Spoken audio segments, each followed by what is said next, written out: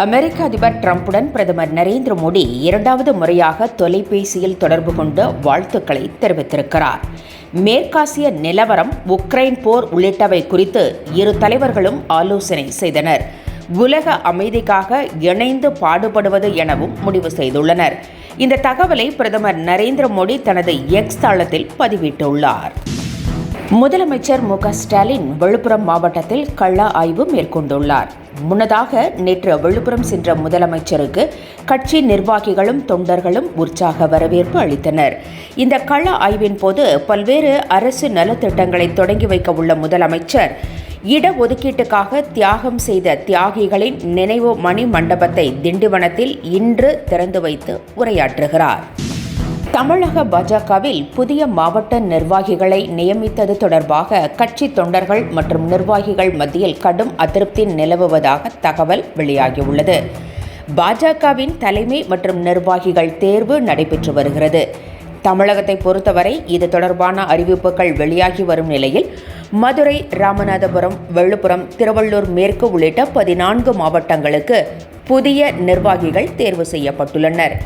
சென்னையில் 7 மாவட்டங்களுக்கு புதிய தலைவர்கள் நியமிக்கப்பட்டுள்ளனர். ஆனால் இந்த நியமனம் தொடர்பாக பாஜகவில் கடும் அதிருப்தி நிலவுவதாக கூறப்படுகிறது.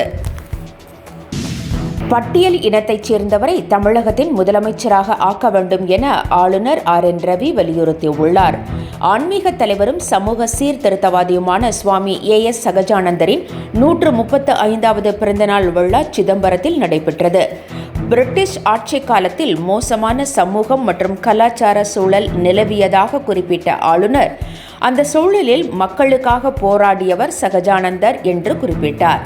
தமிழகத்தில் அரசியல் காரணங்களுக்காக பட்டியலின சமூகத்தினர் 200 பிரிவுகளாக பிரித்து வைக்கப்பட்டுள்ளனர் என்றும் பட்டியலின மக்களை முன்னுக்கு கொண்டு வர வேண்டும் என்றும் ஆளுநர் வலியுறுத்தினார்.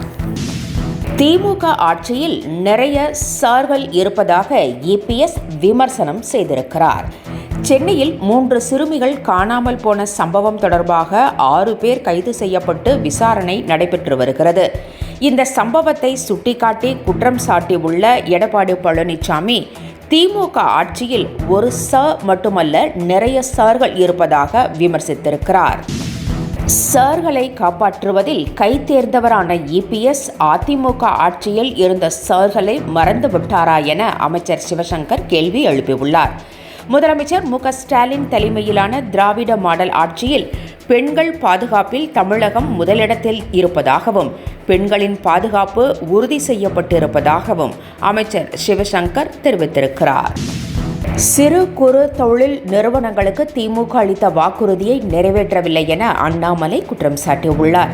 திமுக ஆட்சிக்கு வந்த பிறகு தொடர்ச்சியாக மின் கட்டணம் உயர்த்தப்பட்டதாகவும் இதனால் தொழில் முனைவோர் கடுமையாக பாதிக்கப்பட்டிருப்பதாகவும் அண்ணாமலை குறிப்பிட்டுள்ளார். மேலும் சிறு குறு தொழில் நிறுவனங்களுக்கு அளித்த வாக்குறுதியை நிறைவேற்ற வேண்டும் என்றும் கடந்த ஓராண்டாக அவர்களிடம் வசூலித்த மின் உயர்வு கட்டணத்தை திருப்பித் தர வேண்டும் என்றும் அண்ணாமலை வலியுறுத்தியுள்ளார். CBSE தேர்வின் போது மொபைல் போன்கள் வைத்திருந்தால் கடும் நடவடிக்கை எடுக்கப்படும் என எச்சரிக்கப்பட்டுள்ளது. CBSE 10, 12 இறுதித் தேர்வுகள் பிப்ரவரி மாதம் தொடங்கி நடைபெறவுள்ள நிலையில் தேர்வுகளை லட்சக்கணக்கான மாணவர்கள் எழுத உள்ளனர். இந்நிலையில் CBSE தேர்வுக்கான வழிகாட்டு நெறிமுறைகள் வெளியிடப்பட்டுள்ளன. டங்ஸ்டன் சுரங்க